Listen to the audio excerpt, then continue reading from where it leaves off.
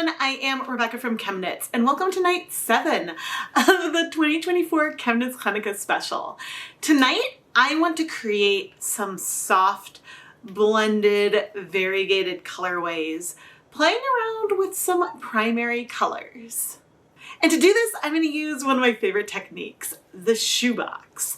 I'm going to add our yarn and dye into a shoebox, let it sit for a little bit, then move everything around to blend out and mix the colors a little bit to give us this soft, variegated colorway.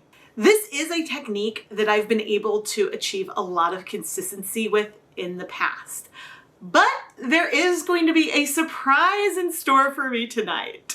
So let's go get started so you can see more about it. There's a colorway I created earlier this year that I'm absolutely itching to recreate in our shoe boxes. And that colorway is gonna be a sort of blended rainbow. And so we're gonna use Dharma acid dyes in Caribbean blue, deep magenta, brilliant yellow, and sapphire blue. So let's go make some dye stocks. I put on my deluxe rubber respirator, mask, safety glasses, and gloves and started measuring out 10 grams of each of our 4 main colors.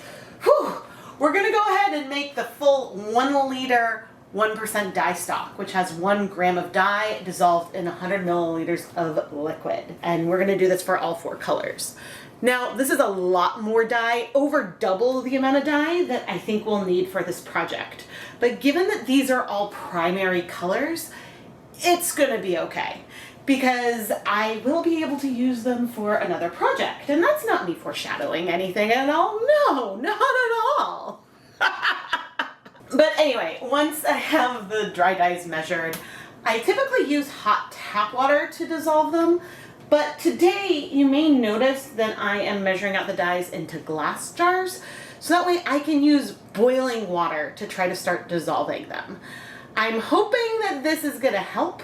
I mean, it really should help, but normally I use hot tap water just because I'm lazy, but there's some colors like Caribbean blue that can be a little bit more stubborn. And so when you're making a bigger dye stock, it can be helpful to dissolve a little bit of powder at a time and slowly build that up.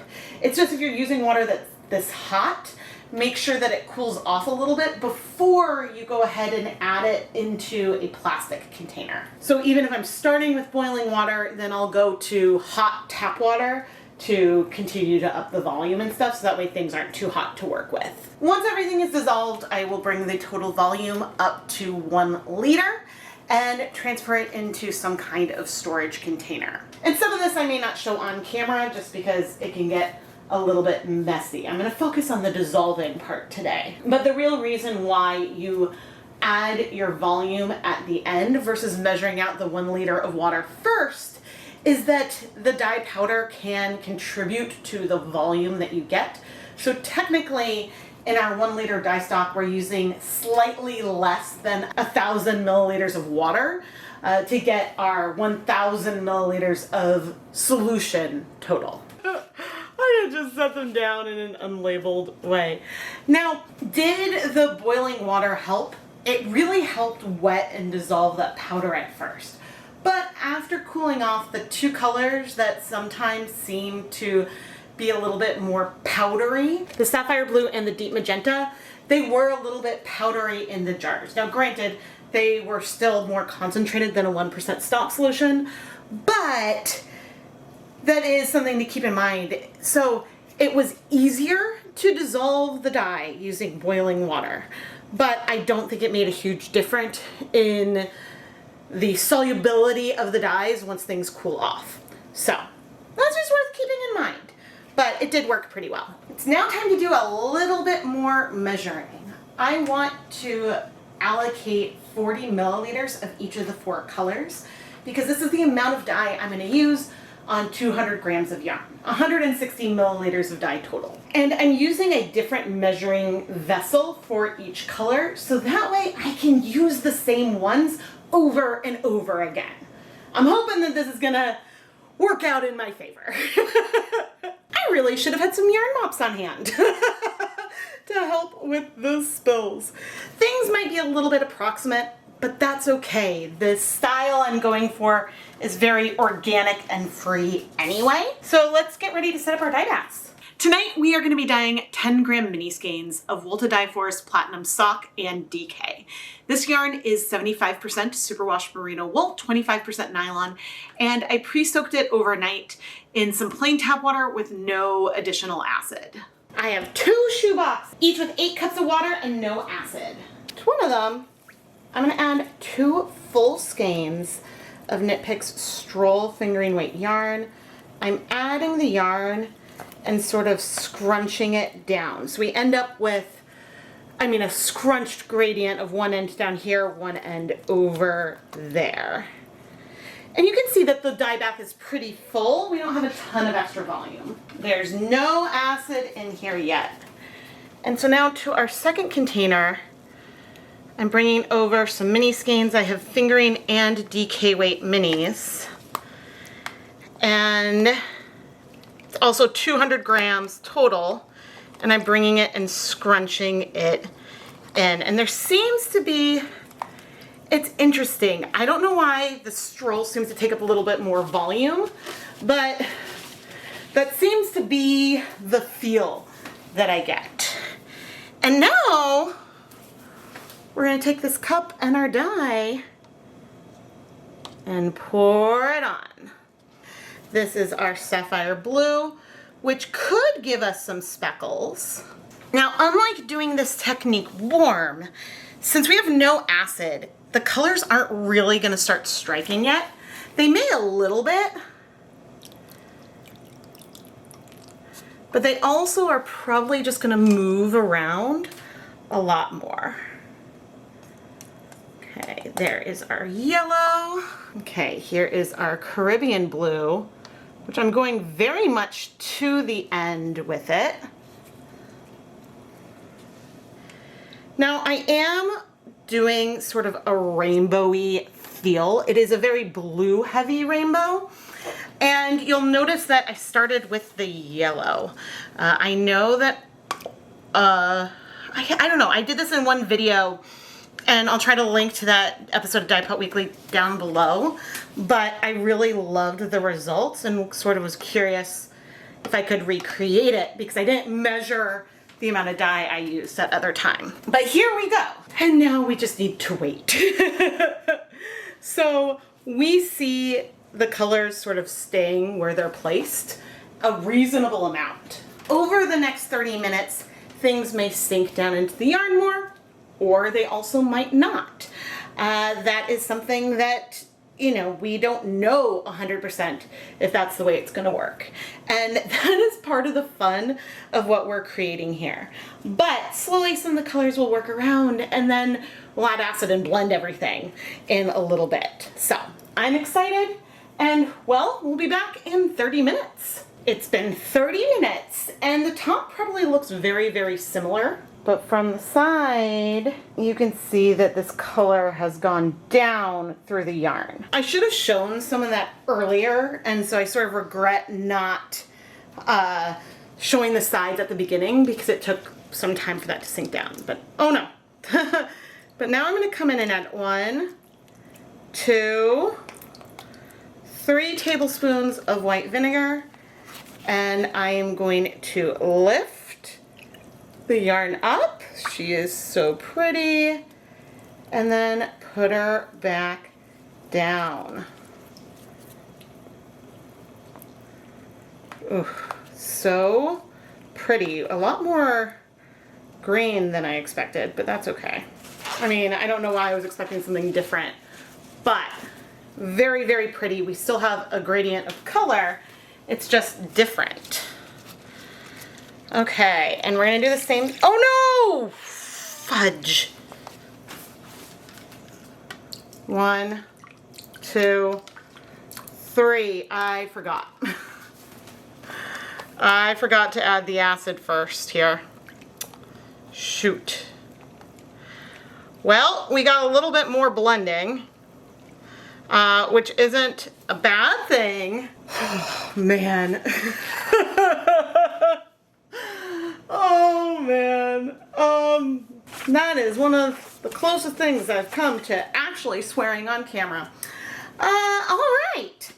Well, this is still very beautiful, and honestly, I think this is a little bit more what I was expecting to get. I think that the stroll is a little bit fluffier, and so it gives us a different effect with the blending, but interesting. I don't know if I'll remember this come conclusion time, but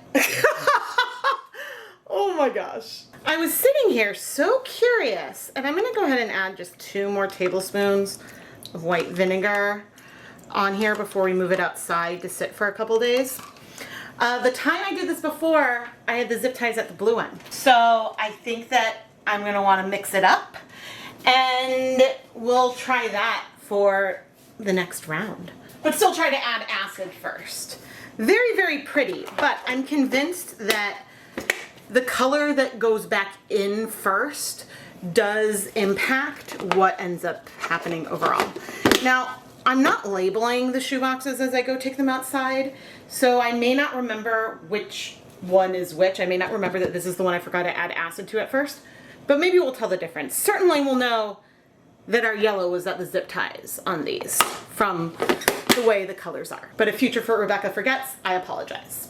I'm gonna be setting the yarn outside because this technique I'm doing today is what I like to refer to as a cold process, where I let everything sit at room temperature for 1 or a couple days and allows the dye to slowly bind to the yarn. Then I'll go ahead and heat set everything after the fact using steam in a steamer basket. And what this allows me to do is to set up a lot of different batches of yarn back to back.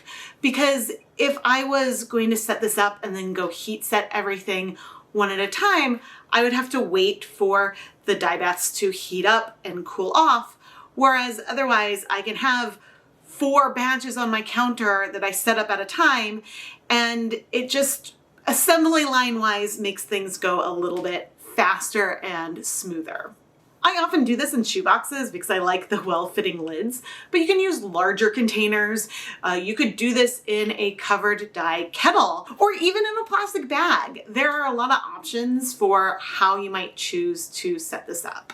Now, if you're a dyer with a proofing cabinet so you can have multiple pans of dye heat setting all at the same time, then this is probably not for you. But I'm working with 1 stove in a residential kitchen, and so this is a way of processing a lot of colors that I really enjoy and works well for me. All right, we're back. We're redoing things. Okay, I'm gonna bring over 200 grams of the fingering weight yarn both times. I'm gonna try to keep things as similar as possible with 1 variable shift. And that is in 1. The zip ties are gonna be up, and actually I'm gonna swap the way I do this because this one I'll be able to reach from this direction a little bit better. But this side is gonna be like this. So we'll have the zip tie at the yellow end in 1 and at the blue end in the other. I didn't even know I was gonna do an experiment today. Because the last color that I pick up, ooh, I have to wonder. I mean, of course I added that. I mean, there's a randomness to the pour and how things go. You might be heavier, one might spread one way more than the other. It's all good. But when I lift things up, there could be a difference in the color that goes in last. Maybe that one spreads out more versus the color that goes in first. But maybe me adding these colors also all the way at the end makes a difference as well. I don't know. There's gonna be some variation with the randomness here. But I think whatever we get, it's gonna be pretty. Oh gosh. I think the one time I actually swore on camera, I had like a spill and I like knocked over a container with a dye stock. And that time there was a real swear. In my normal life I swear, but I try not to swear on camera. But anyway, We're gonna let this sit for 30 minutes and then we'll add acid and move things right away. But we'll get to see what, if any, difference there is from having the zip ties over here with the yellow versus over here at the blue. And I know last time I was like, oh, I should have showed you the side. Things on the side are already moving down. So I don't know if we need 30 full minutes, but it's handy. 30 minutes, boom. Okay, let's do this one first because it's the same as last time. We're gonna add 3 tablespoons of white vinegar. And now I'm immediately gonna lift the yarn up and then put it back down. Okay, actually that's a little bit more of like what I was expecting. We're very blue heavy, but the greens are less bright. Oh man, it's really pretty. It's very different from the other time I did this, but I really like it. Although, then again, okay, we started with the yellow that time. This time, and I'm gonna remember to add acid. 1, 2, 3. This time we're gonna lift from our blue end. Okay, so we're lifting. That yellow is looking more orange. Oh, yeah. This actually did affect the color a lot. Oh my gosh. Okay, this is what I was expecting. Oh, this is so cool, you guys. So cool. Oh man, I am floored. Okay, I'm gonna add that other 2 tablespoons of white vinegar that I talked about, but yeah, by lifting, because even when I don't know if you notice it, when the yarn is raised up, there is a little bit of gradient dye in here. And so the gradient is more pure at the end from like the top, I think. Actually, I don't know if it's the yarn that comes out last or the yarn that comes out first. I'd have to review the footage, but there's certainly like a gradient of color still.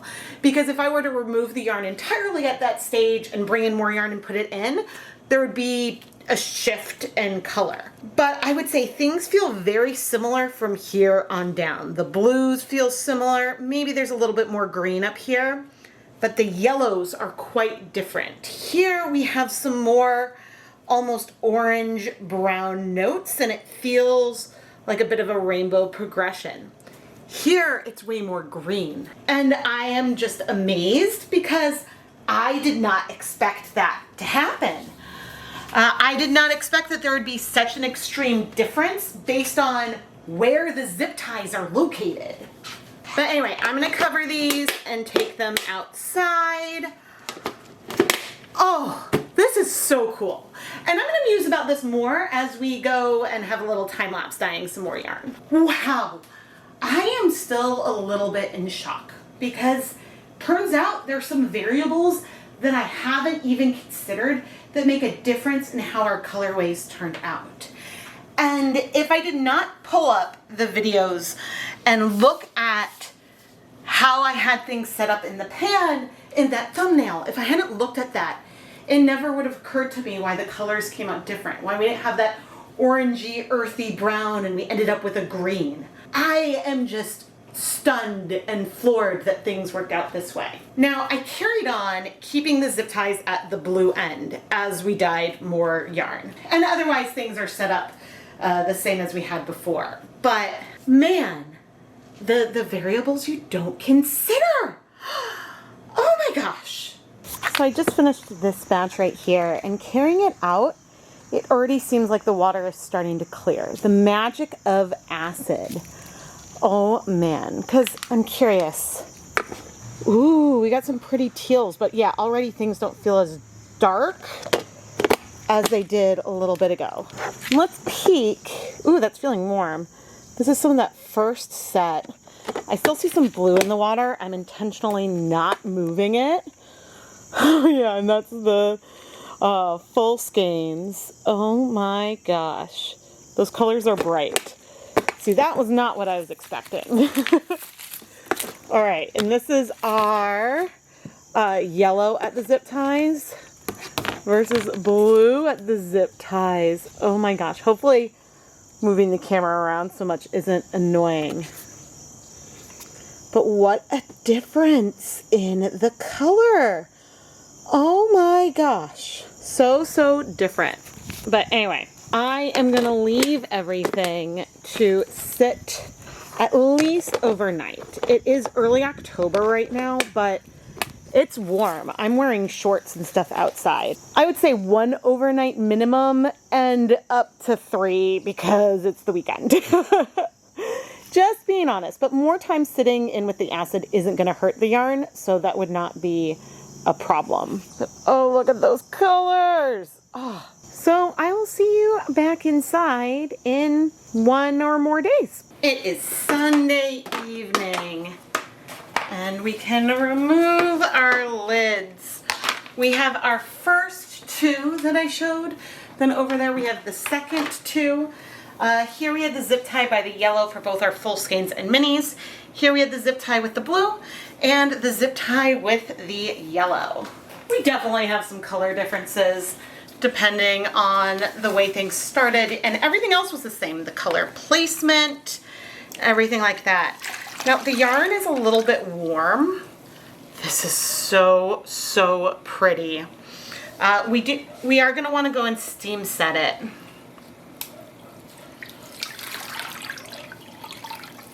Yeah, there's like a little bit of blue left, but here is with our zip tie starting at the yellow end. And we'll take a closer look at all this once it is dry. But I'm gonna go put the yarn in my steamer basket and steam set for 30 minutes. Hopefully there won't be any color transfer between the yarn. You never really know. Ooh, there's some like yellow spots in there. It is pretty amazing. This is so pretty. That with 60-degree weather, I would say today's in the mid-60s in early October, that we still are able to get the water warm being outside. And so I think that that is really entertaining. I suppose the point in time when I would transition from doing cold process and letting things sit outdoors versus letting things sit indoors would be once we start really freezing overnight. But otherwise, things are good. So we'll pop over to the steamer baskets once we're done steaming that yarn. After 30 minutes, we are very steamy in here. But now I'm going to remove the yarn. I'm checking for any obvious color transfer between like different segments, and I don't see any. If there's color transfer, sometimes you'd see like little lines from where the strands of yarn may have crossed over each other. But anyway, I'm not seeing any, which is great. So now I'm gonna take our yarn, this is obviously that first batch, set it aside to cool, and I'm gonna go remove more yarn so that way we can fill the dye bath. And now I just need to repeat this with the rest of the yarn. And just looking at this as I remove it, the amount of consistency we have here is pretty remarkable. Of course, some ends are a little bit more golden brown, some have a little bit more orange, some of the top ends lean a little bit more blue versus a little bit more green, but we have the same overall type of progression, and so that gives us some consistency. But of course, we'll take a closer look once it's all dry. But now let's go wash our yarn. Let's wash our really pretty, like muted rainbow yarn. I mean, this copper color in here is so pretty. Now, could I have blended things in the shoebox even more? Sure. I could have raised this up and then really worked to mix things up to create something even more blended versus raising it up, putting it back right away and sort of just shimmying things. There's tons of ways that you can try to add little variations to it. Now, it doesn't look like much on camera. There's like the tiniest hint of some blue in here. I wonder if some of that could come from the zip ties. I'm gonna make sure to move the position just in case anything is trapped in there. But I already added dish soap, and I will fill this up with water so we can see how we're doing. Okay.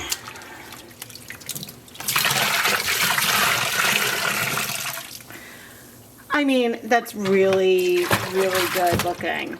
I'm probably gonna rinse this one more time, and then I'm gonna go ahead and put the yarn in my spin dryer and hang it up to dry. But one thing I am curious about, and this is something we can take a closer look at once we go ahead and start twisting, but like within one bundle, what consistency do we have? Because with skein to skein, I can say that, okay, there's one in here that has less orange, it's more burgundy down there.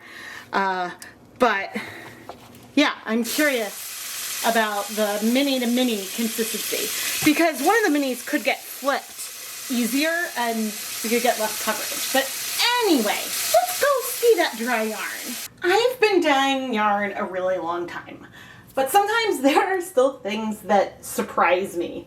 And I don't know why it really should surprise me that much that the color results that we get make a difference based on which end the zip tie is on. If we lift from the yellow, as we lift it up, some of the color moves down, and the reverse happens this way too. And I think, ironically, the pink seems to be one of the most mobile colors, because some of the blues just spread a lot, and so those ended up a little bit all over. But you can see that when we lifted from our yellow end, the pinks sort of traveled down this way. And when we lifted from the blue end, the pinks traveled down that way a little bit, or a little bit more at least. And man, I don't think I could have planned this as well if I had tried to illustrate a difference like that. Now, those colors that I just showed you were from the second batch. In the first round, there was a batch where I forgot to add acid before I lifted up the yarn. And I was really nervous, but the results here are still pretty similar. I mean, I think more of the blue spread because this is a little bit less yellow up here, but you would definitely call these the same colorway. Yeah, there's just really just a little bit more blue up here, but that also could come from how quickly I add the yarn back in and move things around. Poor yellow, no matter what happens, it seems to get overtaken pretty easily. Which, to be fair, there is a feeling of the yellow throughout. We have some that have even more green notes than others throughout here. And so the yellow definitely has an impact. It's just maybe there is only that one little spot over there where you see something that feels very yellow versus feeling green or gold. Here I have the 3 full skeins we dyed in this colorway. And this one right here mirrors these colorways pretty well, but these ones don't look as much like what happened when I started pulling from the yellow end. You can see we have a very clear section of yellow over there. The blue is also very blue. I think that with the longer skeins, because lengthwise they have to be scrunched up more, that allows there to be some resist and some pockets where less blending happens maybe. But I also think it's possible that when I put this yarn back in, I didn't mix things up as much because I was surprised by the color I was seeing, because that wasn't what I had in my mind's eye from when I'd played around with this before. And yeah, I think that that sort of entered my consciousness and my brain, and I didn't know what to do. I just have never quite had an exact same technique with such a different outcome. Because even if I was doing something like twisting skeins 3 times, if I switched the order of the colors, I mean, maybe blues could bleed more, but yeah, I wonder how many other things, if I changed like a directionality of how I have things in a pan, how that could make a difference. Certainly something to think about, especially when you get a result that isn't quite what you expected, that maybe you mixed something up that you didn't think would make a big difference. Now, one other thing about a technique like this that does have some influence based on how the yarn is randomly scrunched up in the pan. It makes me wonder a little bit about the consistency that we're going to see within one bundle. Because things in the full skeins, at least the two that were dyed in the same pan, they were fairly consistent. But you can see right here, without me even doing anything, that we have some with a little bit more brown, a little bit less orange, some with more orange. There's variety from batch to batch, probably shoebox to shoebox. But I'm gonna go ahead and lay out the minis from two of these bundles. On the left, we have a set of 10 minis from the blue side with the zip tie. And on the right, we have a set of 10 minis with the yellow side with the zip tie. And so obviously there's a difference between the two. Like, that's pretty obvious. And within one set, the sort of size of each of the colors does vary a little bit. And some may have a little bit more yellow or a little bit less of the bright green. But otherwise, they do all feel like the same colorway. I don't think I would be able to, with the variation, arrange these in a way that it would feel like a fade. Even though with some of these, if you were to jump from one mini to the next, you might not get the smoothest transition because, you know, you might be able to tell where the variation is. So I mean, they're 10 gram minis, so you probably don't want to deal with blending them together, but it's just sort of helpful to see because it can give you a feeling of how you're not going to be able to necessarily do planned pooling with this because the placement of the colors relative to each other might shift as you go throughout a big skein. But overall, pretty darn consistent. I see pretty much every color in each one. I mean, like this one has a lot less pink on it and doesn't seem to have any, well, very much dark green up there. But again, those differences are all very, very subtle. But now I need to go twist these up. They're so cute, twisted up. Oh my goodness, I adore this colorway. But now I need to go spend a bit more time twisting yarn because this is just 20 out of well over 100 minis that I have to twist. Twisted up into mini skeins, there really isn't as much variation from 10 mini skein bundle to 10 mini skein bundle as maybe it appeared when they laid flat. Which those differences are still there, it's just not quite as obvious.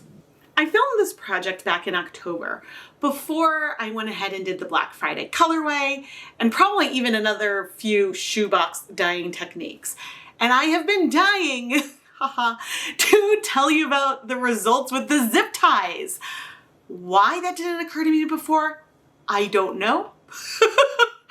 I am still so happy to have discovered that result, and it has me wondering about all these times things don't come out the way I expect, how the variables shift. Now, once I started doing everything consistently, I got pretty consistent results. And I can get consistent results with this kind of technique even if I don't measure the dye because I know about how much of a pour. But doing things also close together within a couple days versus coming back and revisiting something months and months later, that also helps with the consistency. So if you want to have something that has other variables to it, such as how you pour things in, and you want to be able to achieve it over and over again, I recommend that you take really detailed notes, either filming yourself or in a dyeing lab notebook. I drew a picture of the yarn and how and where I wanted to pour the colors and how long and when I added acid. And so having some diagrams along with your written recipe can be helpful. But anyway, I cannot believe that this is the last video I am going to be sharing for 2024. Tonight is not only the 7th night of Chanukah, it's New Year's Eve. And we're still going to be in Chanukah when we start the new year. And I don't think I've ever had back-to-back videos on New Year's Eve and New Year's Day before. So please make sure you're subscribed and turn on notifications so you never miss a new video. And also, this is the biggest thing you can do to help support the content here on the ChemKnits Tutorials YouTube channel. And if you're looking for some other ways to help support the content here, the ChemKnits Creations Etsy shop is filled not just with Chanukah yarn, but other yarn that's been featured in my videos. And it's a great win-win because you get some pretty hand-dyed yarn and you get to support the content that you watch here at the same time. I'm gonna try to have the original video that inspired this project linked below, but I don't know if I've pointed out that that was a leave no dye behind video. That was a project I did with some dye leftovers, just trying to use up some dyes I had mixed for a different project.